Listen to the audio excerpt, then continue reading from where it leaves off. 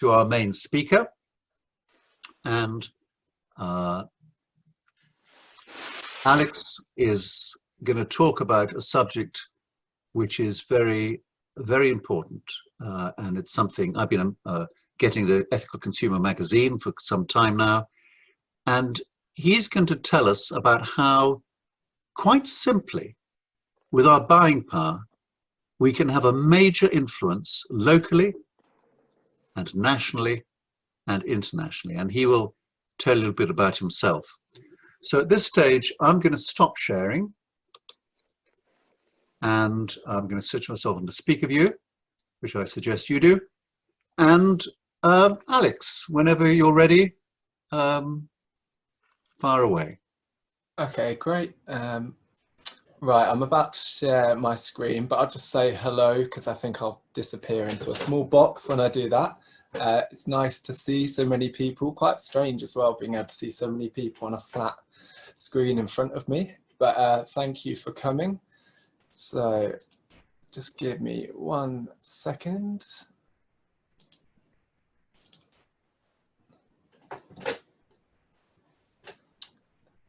Right, can you see are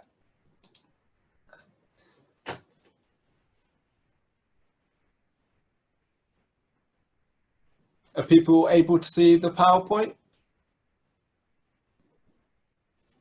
Yeah, okay. I was waiting for a vocal response, but I forgot everyone was muted. Right. So I think we'll do some questions at the end. So if people do have any questions or any bits that they want me to expand on further, then please make a note of it, and I will try my best to answer them at the end. Right. So I'll just give a quick introduction to myself and to Ethical Consumer, which is the organisation that I work for. So Ethical Consumer was founded in 1989. So it's about 30 years old now. We just celebrated our 30th birthday. It's based in Manchester. Sorry, Alex. Alex, I'm sorry to interrupt, but we have nothing on our screen at all. It's just a blank blue. You've got nothing? Ugh. No. We did have, and then it went black. Oh, Okay, let me stop sharing screen and try again, because it tells me that I'm still sharing the screen. So, okay. Let's give it another go. Is that any better? Yeah. Yeah.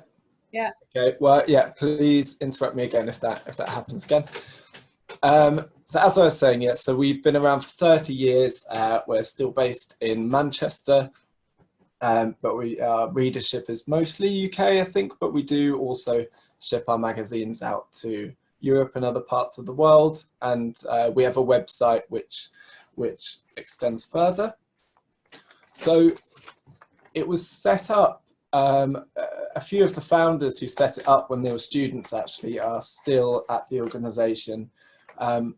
They set it up really in reaction or able to help the boycott of apartheid South Africa that was going on at the time.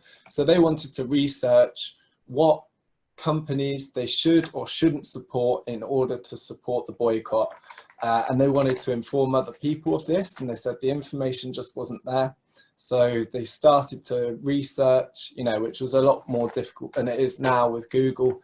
It meant a lot of going through company reports that you'd have to get the library, etc., etc., and producing in a very DIY manner Ethical Consumer magazine.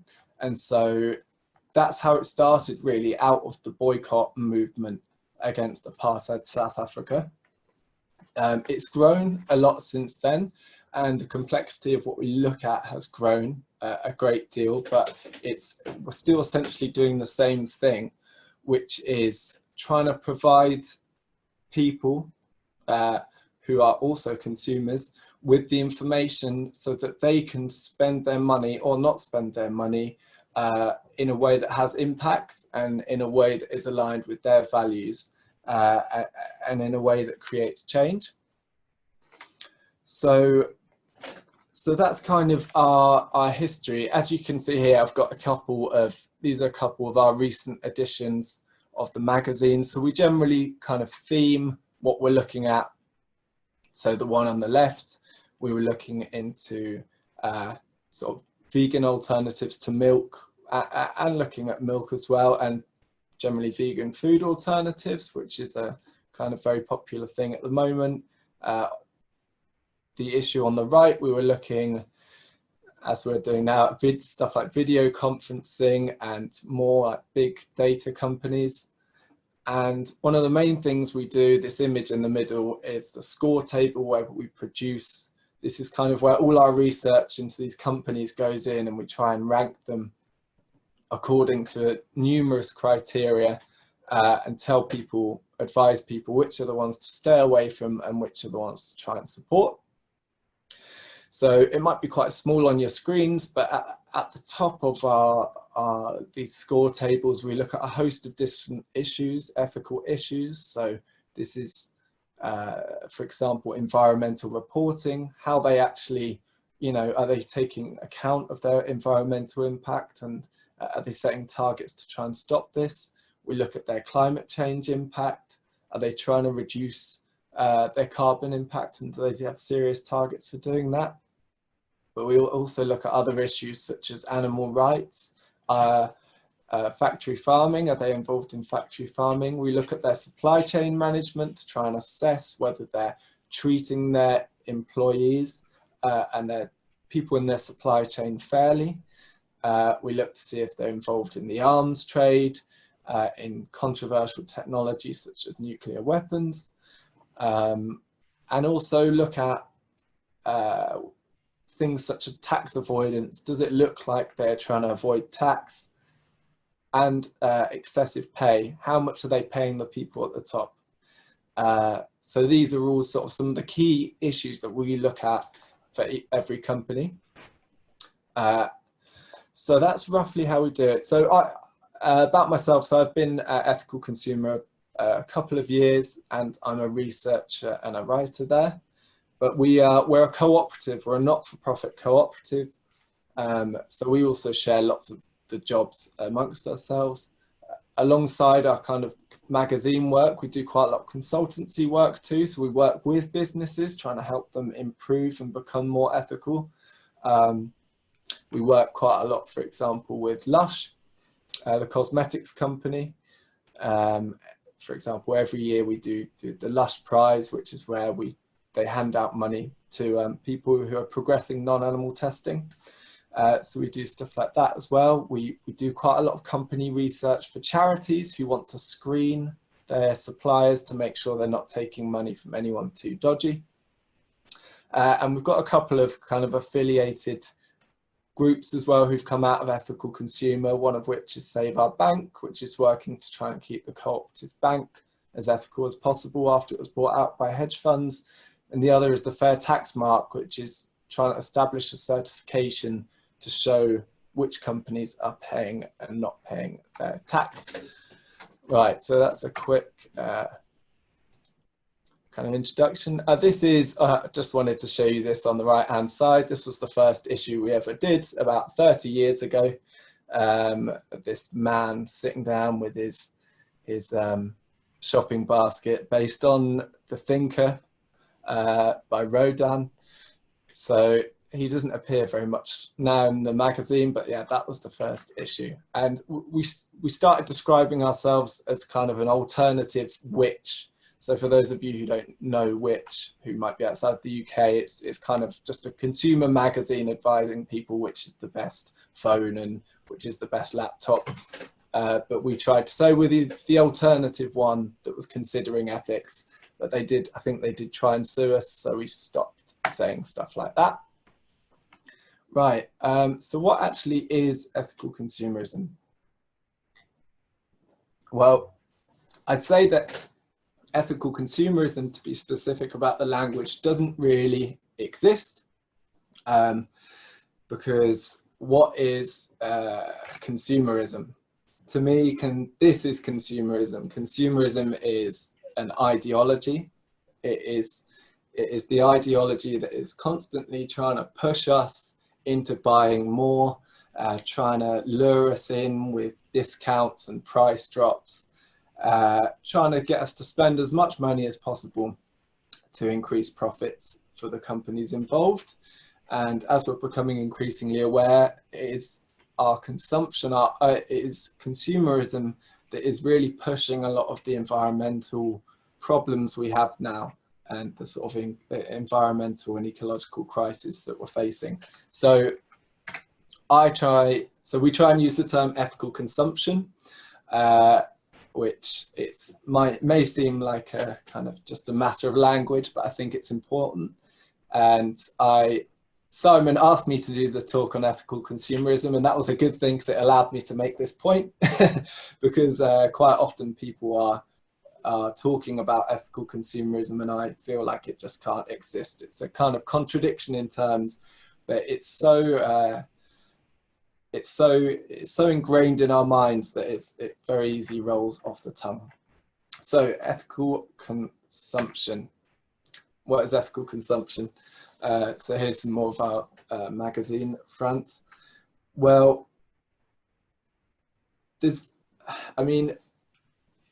ethical consumption, obviously, it's such a broad ranging approach, but generally it's the idea that you use your money, that where you spend your money is essentially like casting a vote. It's been likened to voting in many ways.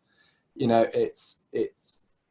and yeah, every time you go out and place your money somewhere, in a sense, you're placing a vote for what sort of society what you want to see in the future.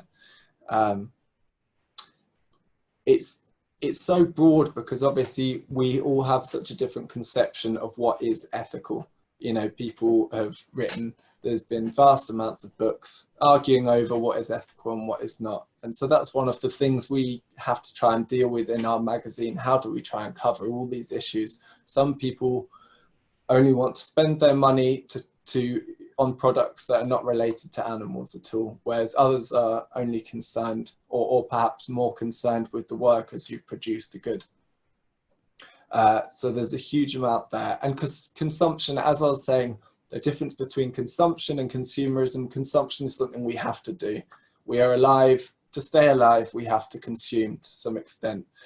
And not just to stay alive, you know, we want to live and we want to enjoy life too. So we do need to consume. So what we try and do is advise people on how they can do that best. Why is it needed? There's several key reasons, I think, why ethical consumption is needed and why it has evolved. So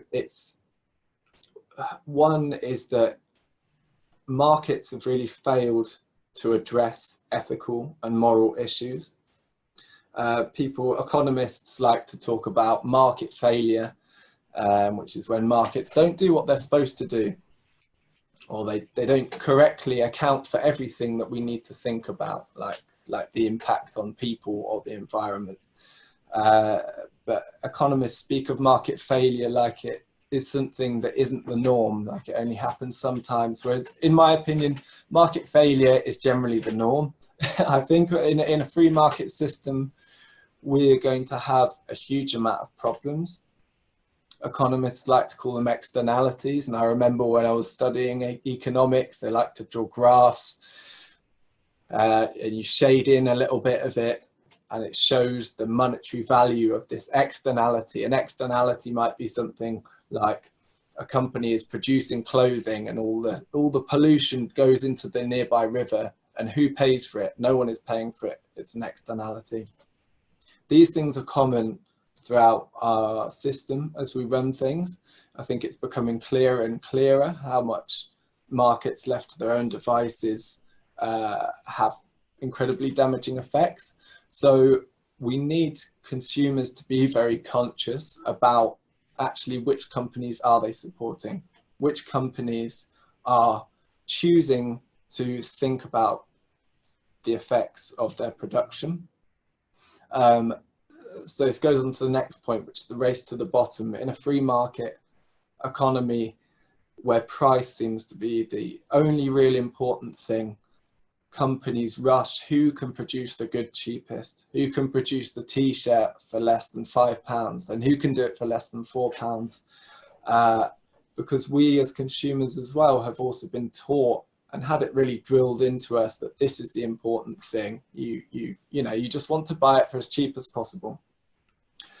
Also, it's important because governments have failed really to regulate in a way that prevents these problems that we've seen, that prevents serious climate change, prevents exploitation of people. But it's not just incompetence or ignorance. I think there's been a great willingness among a lot of governments to allow markets, the free market, to rule. And as an effect of that, we have a lot of crises. So allowing and informing consumers allows them to try and overcome those problems. There's also the difficulty of regulating global markets. We live in a very globalized system. Probably the clothes that most of us are wearing now were produced by someone else we've never met in another country. It may be the case that in the UK we can lobby our government through voting or other means to increase worker protection, but it's much harder to do that elsewhere, and we can't really rely on our government to be able to influence other governments in that way. So the fact that we're consuming lots of products from different countries means that many things are getting made in ways that we don't have control over. But by choosing carefully and being knowledgeable about where these things come from and which companies are acting with the interests of others and the environment, then we can have some impact, even though we're dealing with very globalized markets.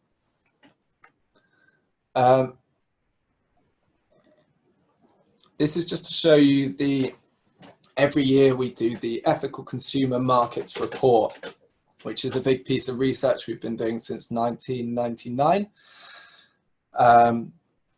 which basically we see as a kind of barometer of ethical spending in the UK.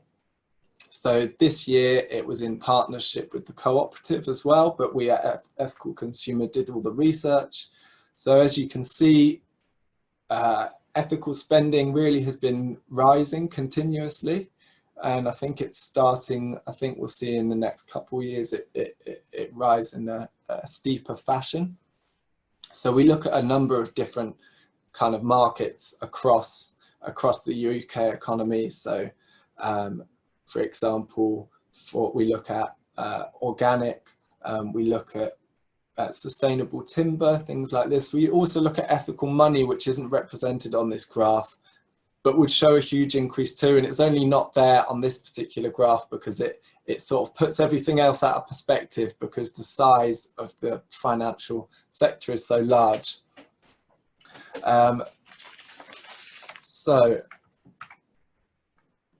So I just wanted to give some examples of what people consider to be ethical consumption. So we've got some of the kind of classic examples here. So and these are all certifications of a sort, and certification plays a big role in ethical consumption because the market is so complex. We look for labels and institutions in order to be able to tell us which companies we can trust. So we've got veganism, and so this is from the Vegan Society, and vegetarianism, which is something that is really greatly increasing. So our markets report last year found that there was an increase of 52% in vegetarians and 153% increase in people who are vegan, a statistic which was much higher among younger people as well. And again, I think to be honest, it's probably an under calculation. As you can probably see in most shops and cafes, there's huge demand for reducing meat consumption and reducing dairy consumption. I think as we're becoming more and more aware, I mean, we've been aware for a long time of the animal rights abuses, so I think it's probably more because we're becoming increasingly aware of the environmental impact that meat and dairy has, which is absolutely huge. Its carbon impact and the impact of chemicals as well, which are and pesticides, etc., which are used. We've also got the organic standard. So organic has obviously been around for a while, but has been increasing quite a lot. So in 1999, the organic sector in the UK was worth 390 million, but in 2018 it was worth 2.2 billion. So we're seeing a big increase there. We've seen a big increase in supermarkets supplying more organic. And obviously organic, I think in the past, and perhaps for some people, organic was a thing to make you feel healthier because an organic cucumber was better for you. I think that's generally not necessarily true. Organic is about preserving the environment mainly. It's because most pesticides and herbicides have a huge and detrimental effect on the environment and the landscape around us. So that's why organic is so important. We also have cruelty-free there, which is, for those of you not familiar with cruelty-free, it's an organisation which campaigns to stop animal testing by companies. So that's when you see this little bunny symbol, it means more than actually just a company isn't testing on animals. It means it's putting pressure on its supply chain and ensuring that it's not, none of the ingredients in its products have been tested on animals. So it's a very important standard, and cruelty-free again is something that people increasingly are wanting, and we've seen a big growth in that sector. I did have the stats somewhere, but I've misplaced it. And then the last one is fair trade, which I'm sure everyone is familiar with, which aims to obviously ensure that people in other parts of the supply chain, generally at the other end to the consumer, are receiving a good deal for what they produce. Right, another key area of ethical consumption, which often gets missed, is your relation to the finance sector. So moving your money. So I'm assuming nearly everyone here will have a bank where they keep their savings, unless people are still stuffing it under the mattress. Also, most people will have a pension, especially now. Most people, because we have also enrolment, people are getting enrolled automatically in a pension scheme. That makes you, in an indirect way, an owner of a company. You kind of have shares in a company if you have a pension. Some people have direct investments such as shareholdings. Most people have insurance. So we're all connected to the financial system, even if it can seem quite far away. I think people have difficulty sometimes engaging with the effect of their financial spending, because the financial sector does seems intangible. It's not a piece of clothing or a vegetable you can hold. It's not something that you eat. You know, it's there, but it's kind of in the background and it's in the shadows, but it plays a hugely important role in the economy as an enabler of activity. So if you have money in your bank or your pension, then your money is being loaned or invested in other companies. So, you know, and unless banks and investment funds are really kind of explicitly looking at the ethical side of it, you'll probably find that your money will be invested in, you know, quite possibly arms, quite possibly tobacco companies, companies with, you know, fossil fuel companies, which have a huge environmental impact. I saw a talk the other day, it's someone saying that they had, there's a TED talk by a doctor, and they said that they'd just received their pension. They'd actually just survived lung cancer. They just received their pension. Then they found out that their pension had been invested in tobacco companies the whole time. So it's something that we're incredibly unaware of, but has a huge, huge impact. And I'll quote a statistic later on, which is very interesting, just to show the impact of that. So yeah, moving money is really something that we try and encourage people to do. Boycotting is another kind of classic way that ethical consumption has been manifest. As I said, that's how Ethical Consumer magazine started, and it's got a long, long history. Right. Another thing that is often not talked about is consuming less. A big part of being an ethical consumer is not just what you buy, it's choosing to buy less, choosing to recycle more, choosing to reuse more. This is quite often forgotten.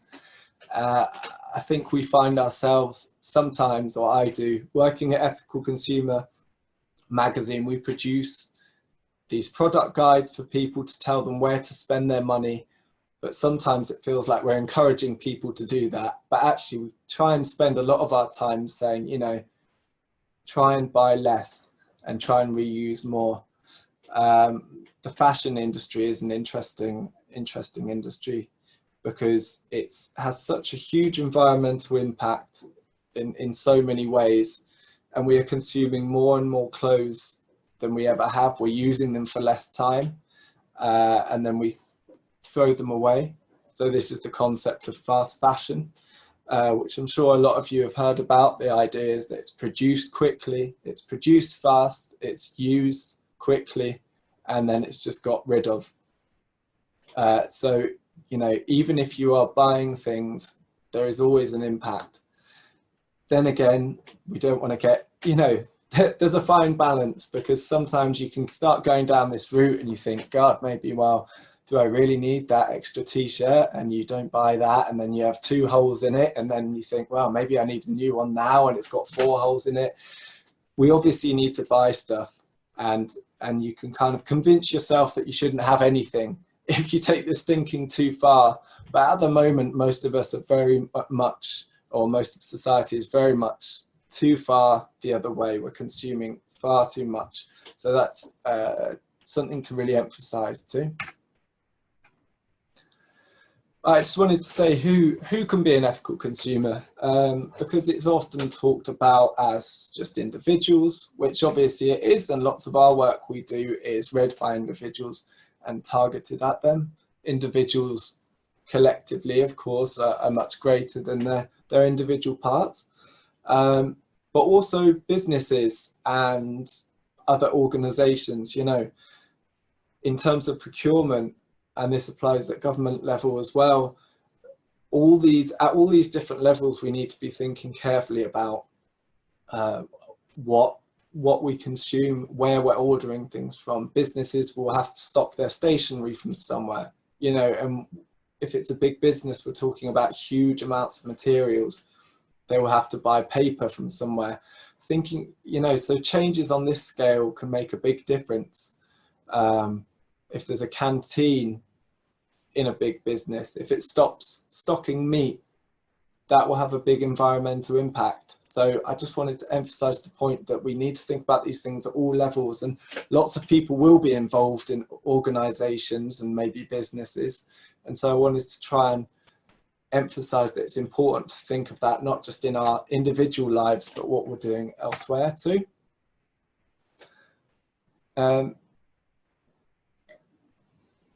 So this is a lady at our conference. We do a conference every year.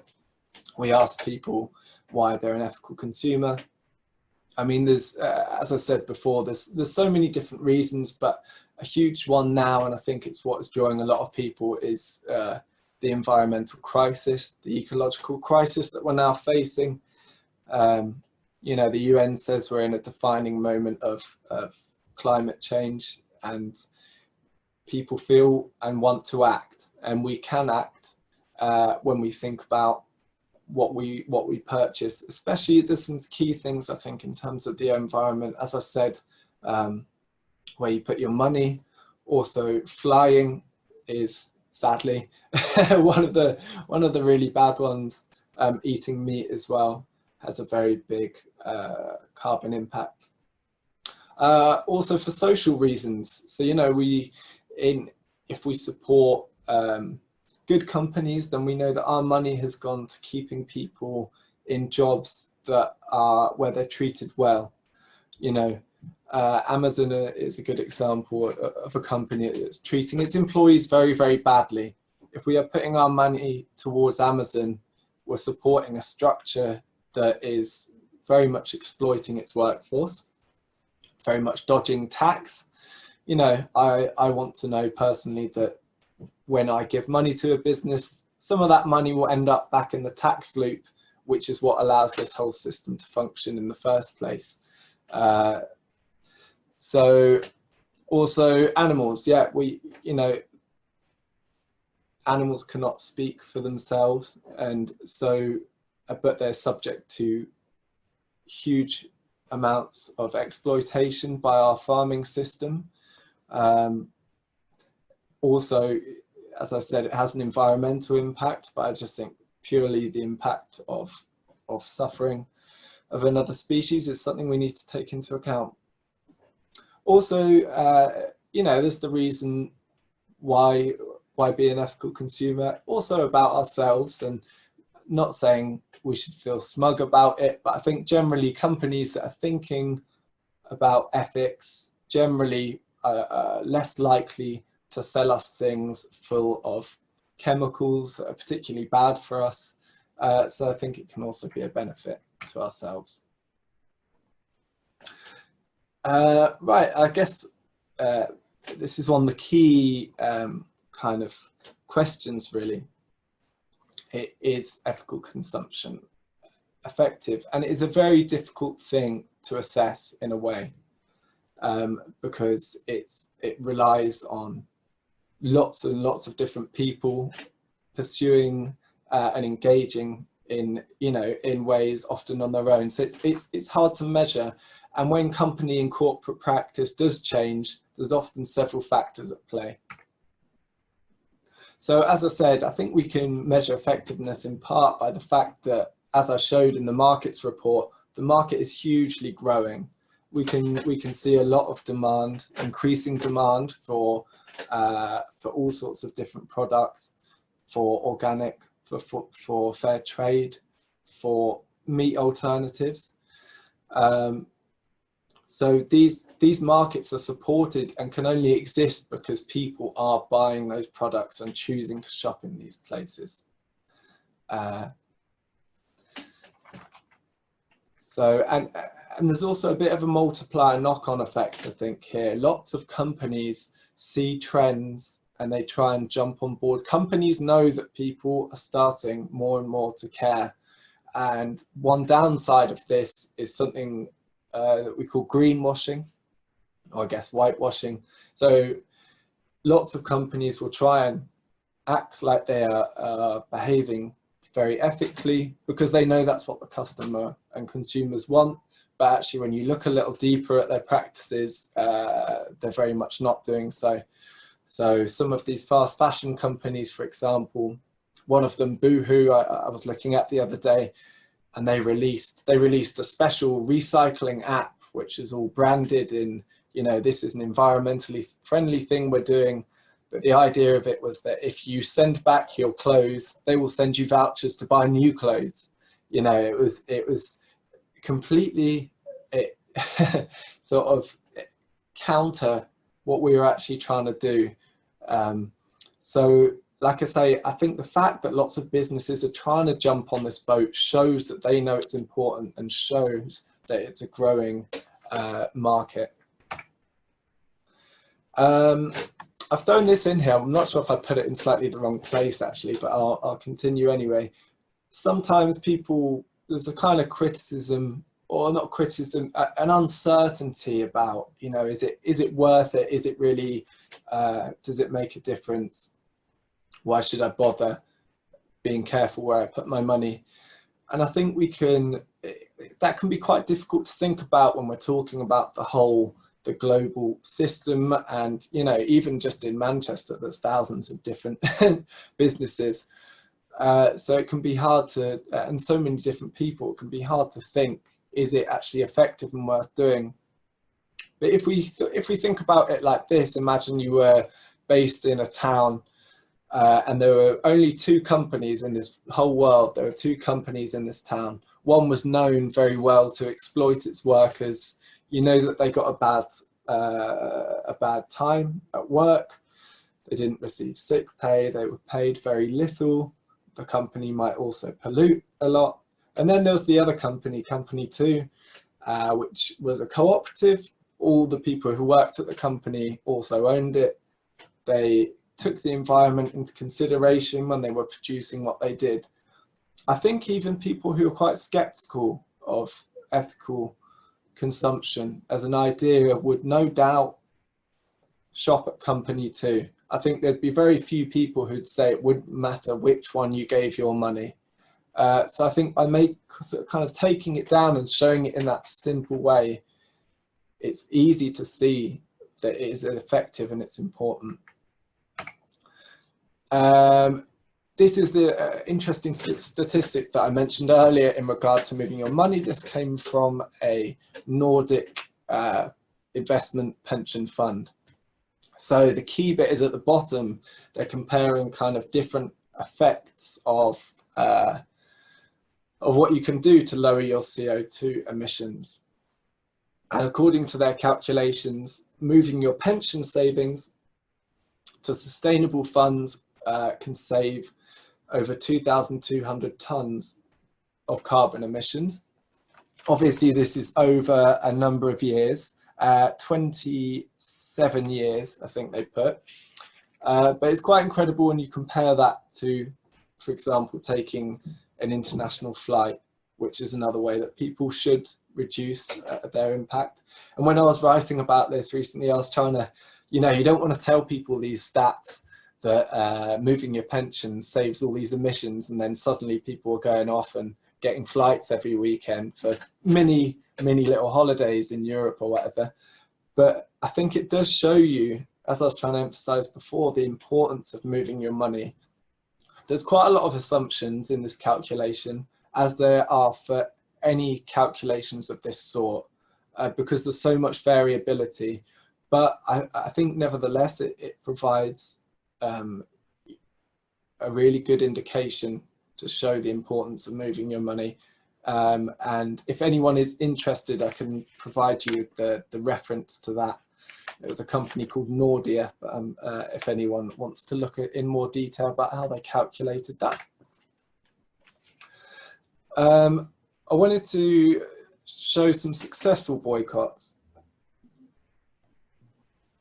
As I said, boycotting has been part of ethical consumption kind of throughout its history, really. So I picked a few recent ones. We've got a list on our website of successful boycotts.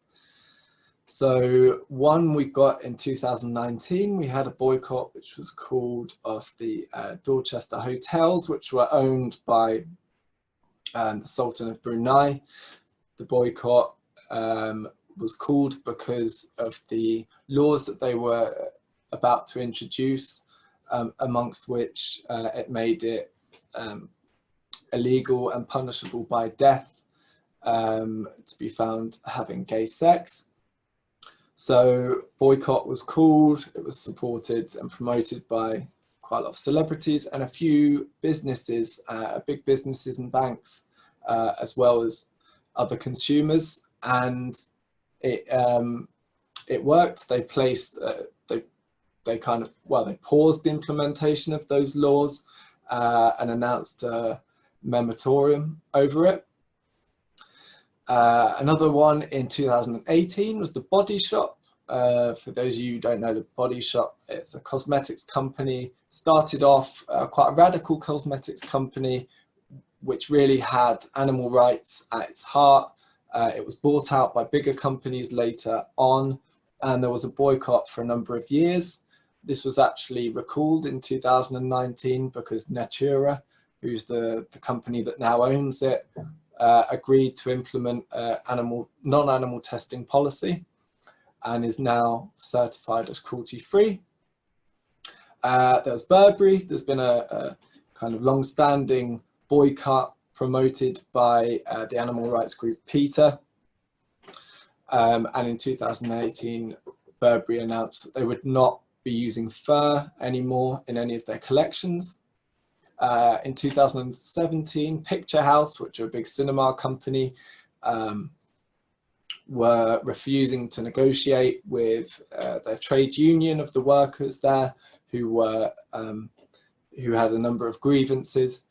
And after strikes and a boycott from consumers as well, the company actually finally entered into agreement with the trade union.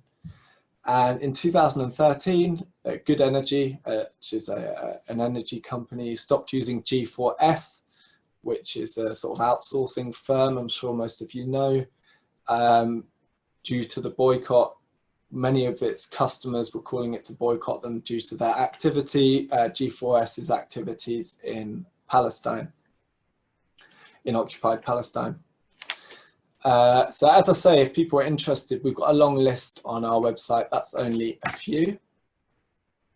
But I wanted to look finally at some of the criticisms, because the idea of ethical consumption has been criticized, including by those on the left, people who, you know, might have the same ideals as many of us, or as an organization, but who have criticized the idea of ethical consumption in general.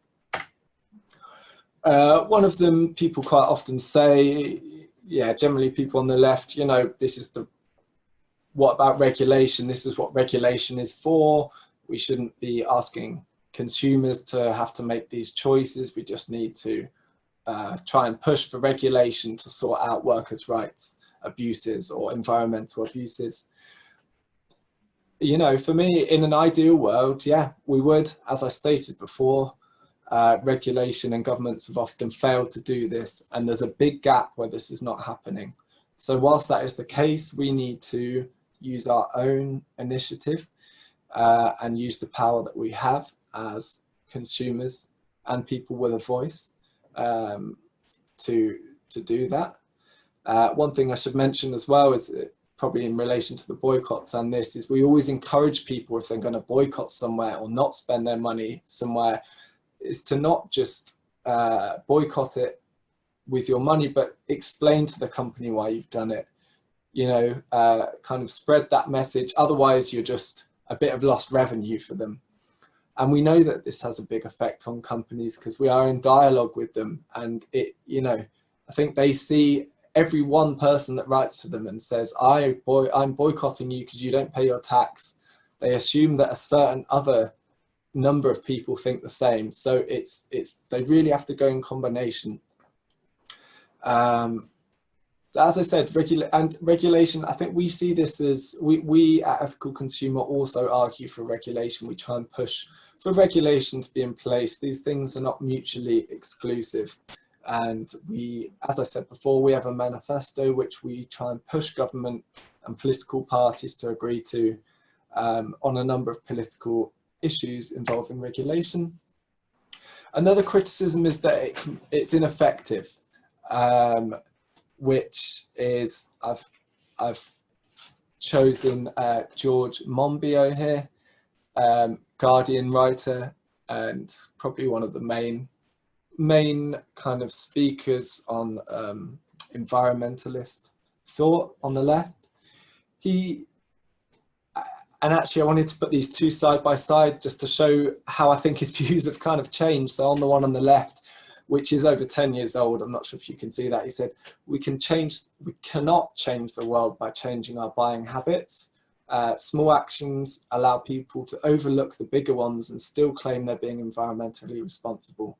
But several months ago, he then published something trying to tell people to stop buying fish because the fish industry is slaughtering dolphins. So again, and he's kind of made this argument that regulation is not working. There's a gap. What do? We need to act as consumers to stop this. So I think it's, you know, it's difficult because on our own we do feel very small, and there's some changes which do seem very ineffective. I saw George Monbiot doing a talk a little while ago, and he said, you know, it's not so much about the changing the cotton on the cotton buds you buy. That's such a small action. We need systemic change, and that's true. It is definitely true. But also, you know, there's obviously huge amounts of people, and if people change their buying habits, especially in certain key areas, there can be huge impact. It's again, I've picked on George here just because I have a lot of respect for him, but also I knew he said these things, so I took this other article from him where he said it's basically just ethical consumption can basically just be a kind of middle class show off thing to show that you can afford to buy the organic produce. Again, I think there's an element of truth in this, definitely, and I think it's something that we try hard at Ethical Consumer to show that it doesn't take money to do it. It's always been the case that people like buying, some people like buying things in a way to show off conspicuous consumption.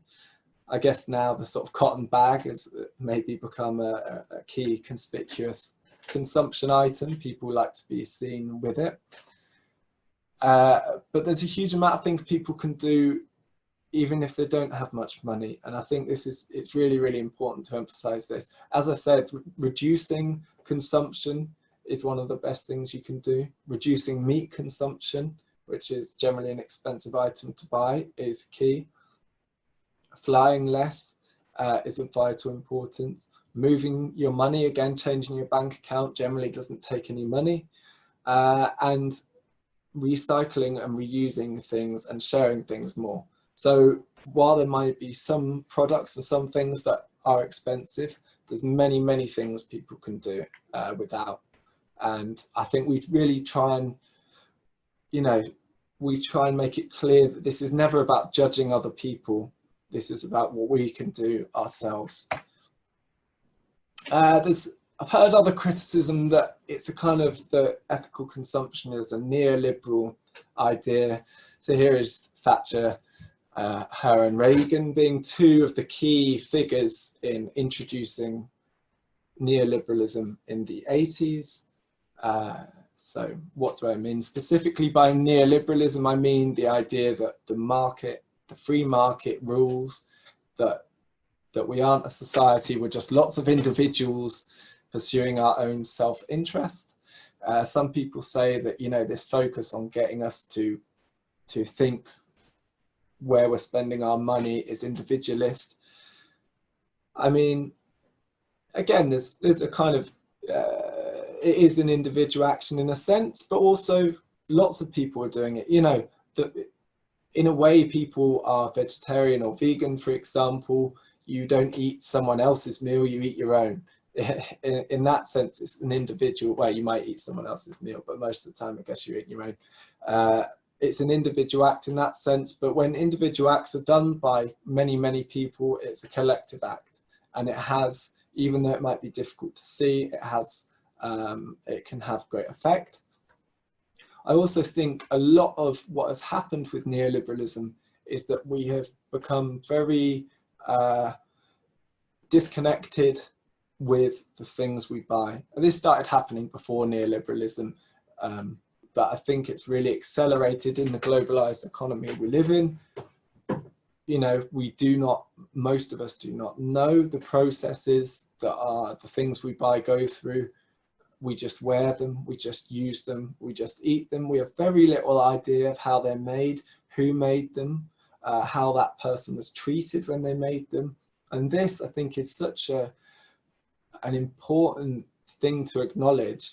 And I think it's something that is part of neoliberal ideology is, we just buy stuff, we're just consumers, that's it. Well, actually, at Ethical Consumer, we want people to understand more. We want people to understand where it came from. We want people to know that those involved in the making of it were treated well.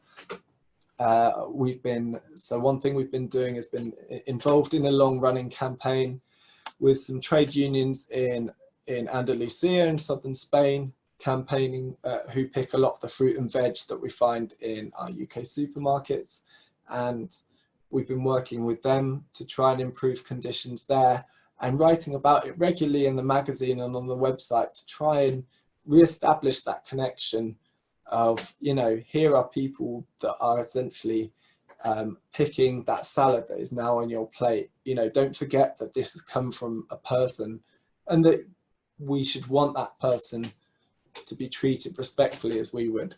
So I think actually ethical consumption is the opposite of neoliberal ideology. Here to finish is a picture of a fork. I thought I'd be able to find a better picture of a fork, but I couldn't. To show, to me at least, ethical consumption is part of a multi-pronged approach. It's not the only thing you should devote yourself to, ideally. It doesn't exclude other forms of politics. You know, I'd never say to someone, just vote with your money, don't bother voting at the polling station. You can do both, you know, also be part of other groups or trade unions or political parties.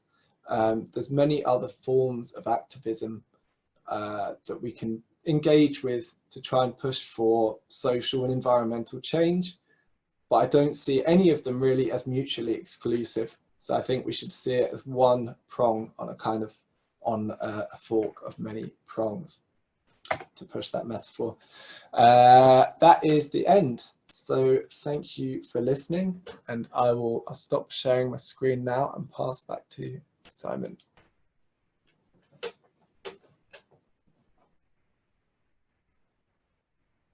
Can't hear you, Simon. Yeah. Okay, can you hear me now? Okay. So thank you very much, everybody.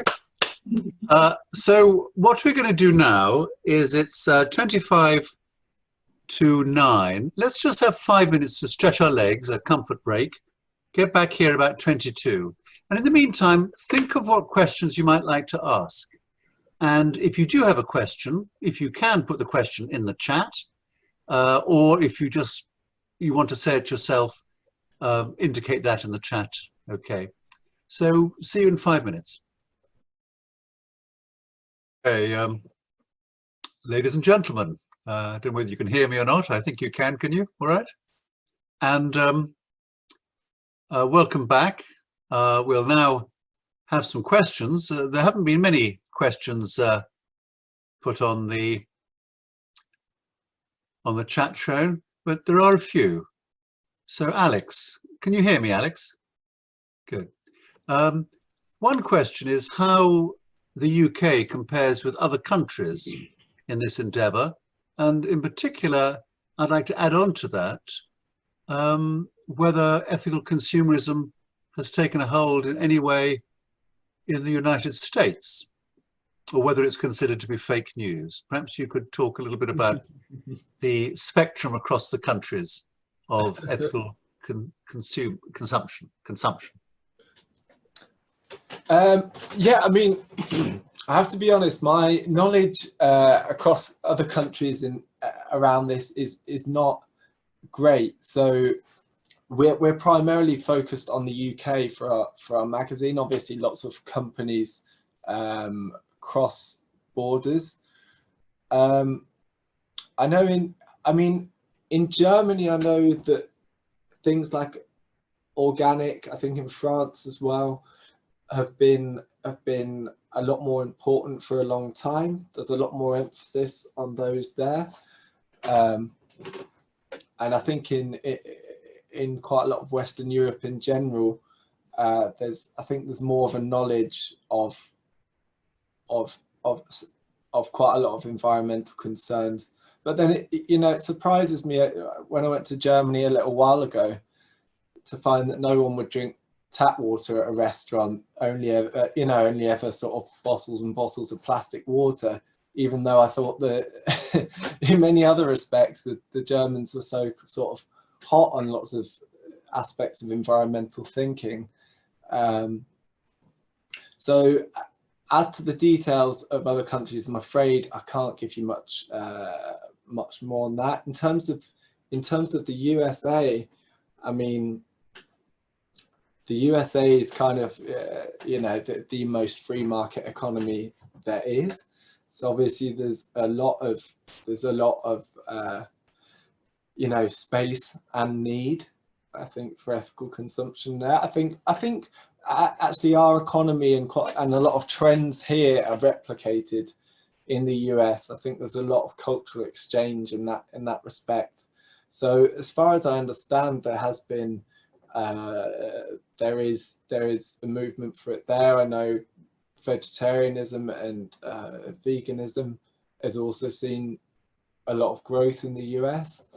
I think with this campaign group, the Fair Tax Mark, which we operate with, we've just been doing an international, so the Fair Tax Mark, I'll just explain a little more, which is trying to get certifications to stamp on companies who are able to show us all their accounts, and then we can say they're paying their tax correctly. We've just done a sort of international consultation on that, and I think there was a lot of interest from people in the States there, because it's beginning to pick up, sort of, you know, gain a bit of momentum there. But I'm afraid I don't have a huge amount of knowledge on comparisons of different countries on this. Thank you very much. There have been several posts on the chat about disinvesting pension funds, or particularly fossil fuels, and we've had some success in Shrewsbury. We've persuaded the council that they should withdraw fossil fuels from all their investments. Now, of course, they don't make the investments; it's done through somebody else, and we may have trouble persuading them. But I think it's a very important first step, and Hereford, a nearby county, has done a similar thing. Now, Suzanne has asked this question. Can you see the chats yourself? Yeah, I can see them, yeah. Do you see the one from Suzanne to everyone? Perhaps you'd like to read it out and... Oh, so what, me read it out or Suzanne? I don't. You read it out. Okay. The USA and the UK are negotiating a free trade deal. The USA side is reported to be pushing for less clear labelling of goods, e.g. omitting the country of origin on food and drink products.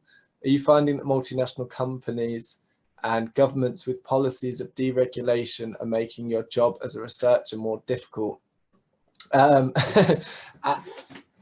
the moment, those effects haven't taken hold, so not currently. I think I can't imagine it would make our job immediately more difficult, to be honest, because things such as labelling country of origin, I mean, even if a free trade deal was passed and it didn't, and companies weren't legislated and forced to publish country of origin or other such things, we would still expect companies to do that.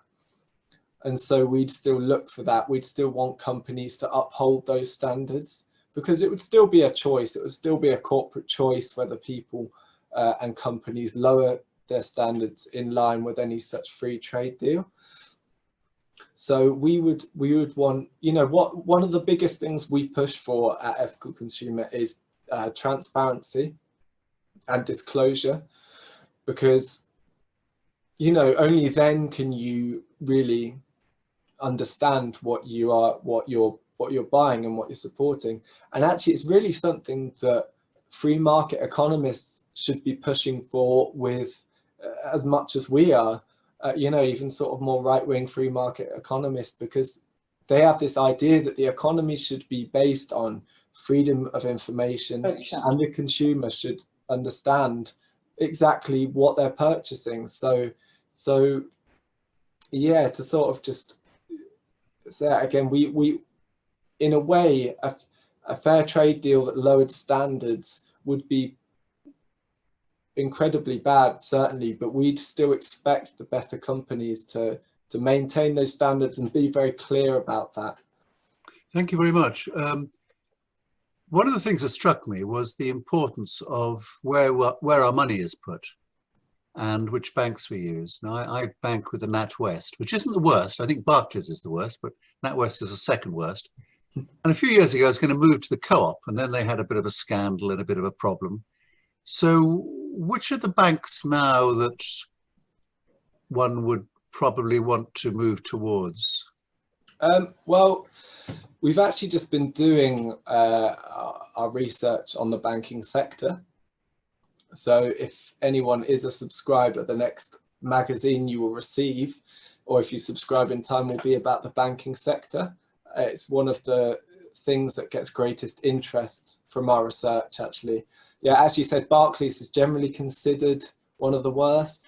Going back to talking about the boycott of South African apartheid, back a number of decades ago, Barclays was one of the banks that continued to fund South African companies during that. They're heavily invested in fossil fuels. Yet they're generally sort of one of the one of the worst ones.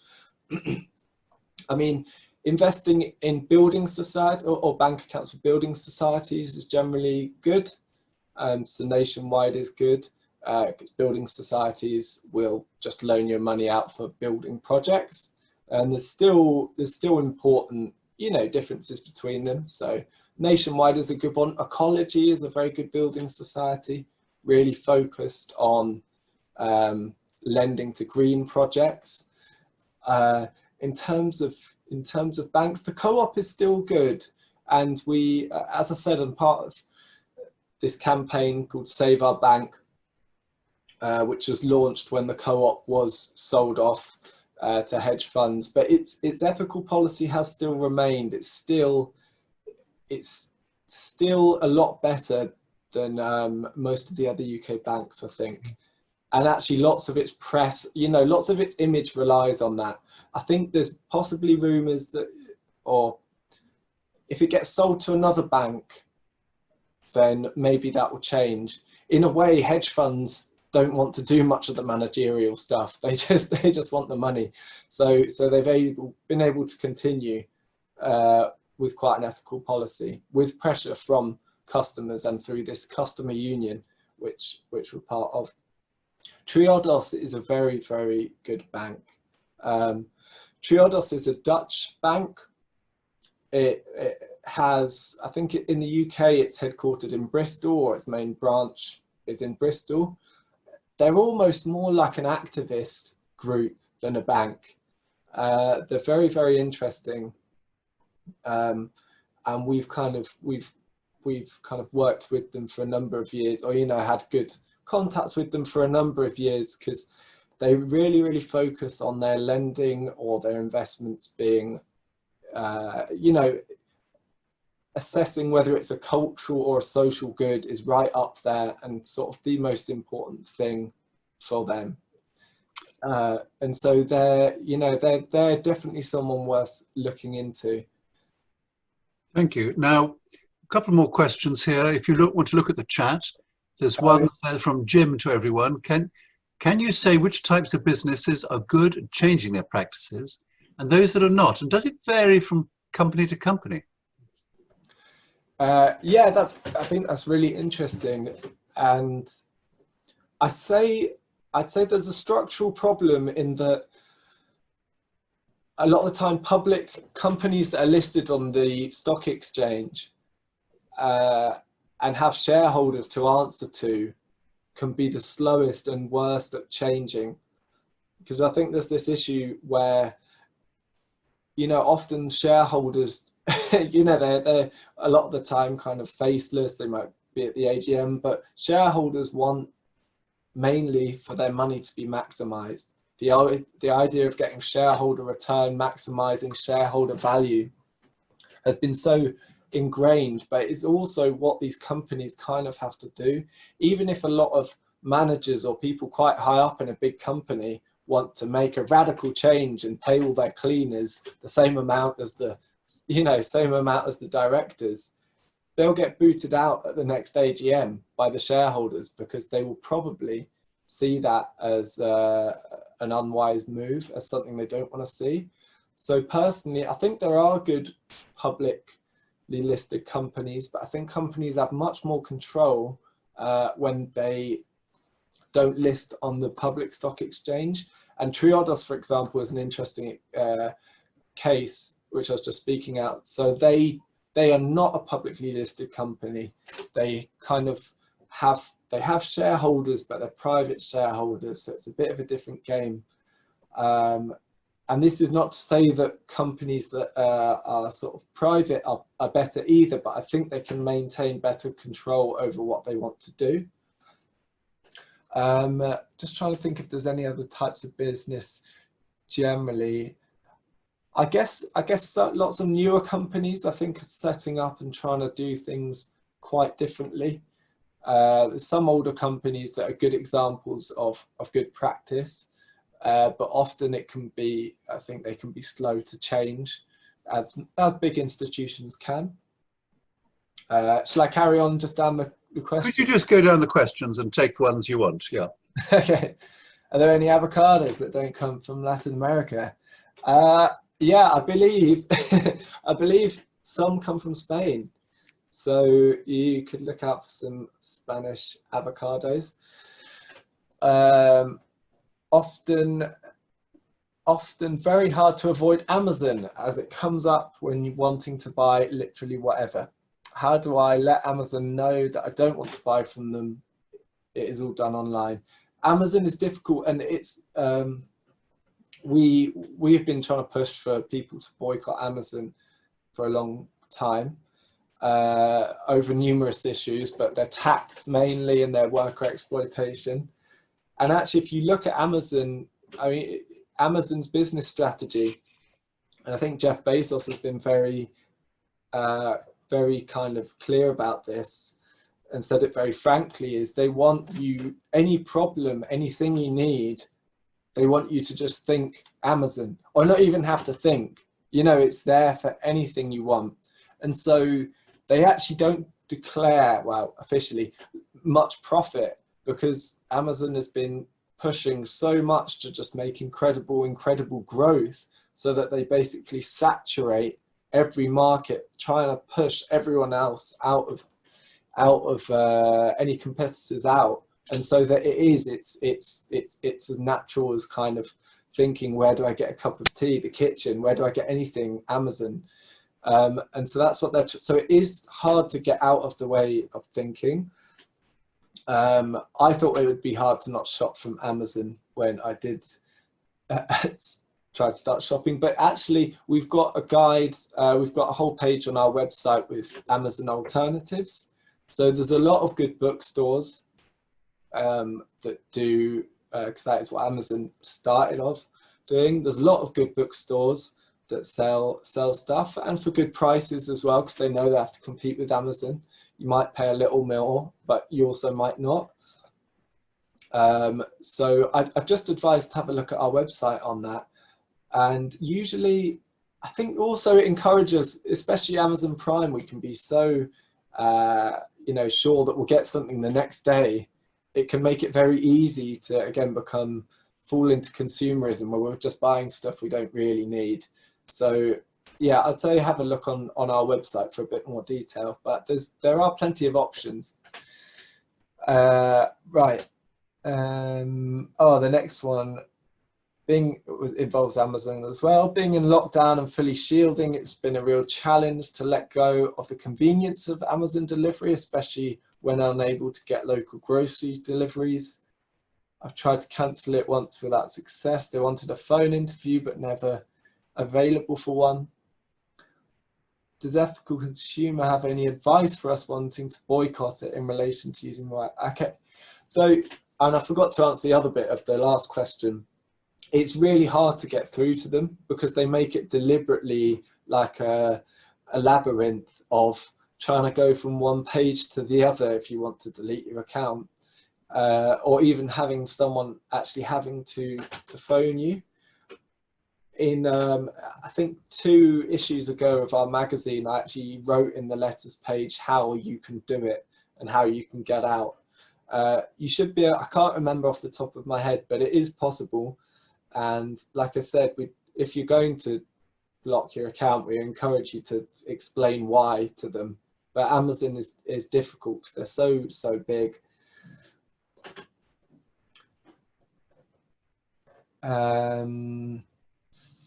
Okay, so Claude has said, I agree with the comments on Amazon, but I'm guessing that's in fairness to Bezos, he is spending big dollars on climate care.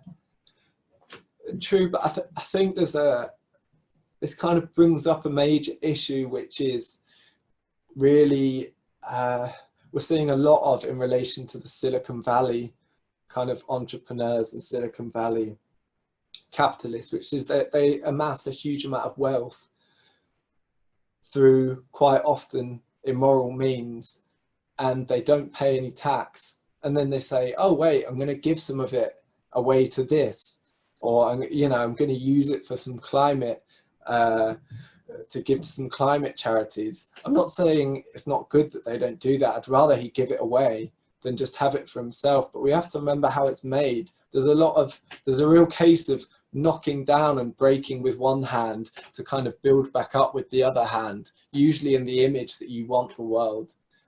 And, I disagree with it on a fundamental political level, which is that no one should have that amount of money and power to be able to make those decisions. It's good that Bill Gates has chosen to give so much away, but he still had to choose to do it. And there's so many that don't choose. We should have some democratic control through the government or through local communities to decide where that sort of wealth goes, but we don't. It's in a few individuals, and I think that's fundamentally wrong. And I think we can say it's good that Bezos is giving it away in one sense, but there was examples as well of him giving money to homeless charities, but his workers not being able to afford housing, so camping outside of the factory. So we've really got to see the hypocrisy in them doing this sort of thing and them using it as a way. He might be giving to climate change charities, but he's encouraging people to buy so much stuff that they don't need, which is one of the biggest pushes of climate change in the first place. So I think we really have to call out the hypocrisy on it. I think it's fundamentally wrong, the positions of power that they're in the first place. So I think that's probably all the questions that I can see. Well, we've been going for an hour and a half, which is not bad for a Zoom talk. And I think at this stage, I'd like to formally thank you for really a very stimulating and informative lecture. And it's really made me realize that we've got to do this. It is a way we can all do it every day. Every time we buy something, it's making a political statement of some sort. And I would hope that the participants of this group will become good ethical consumers and hopefully maybe even subscribe to your ethical consumer magazine. I just like to say thank you very much indeed. So thank you very much indeed for coming, and it's been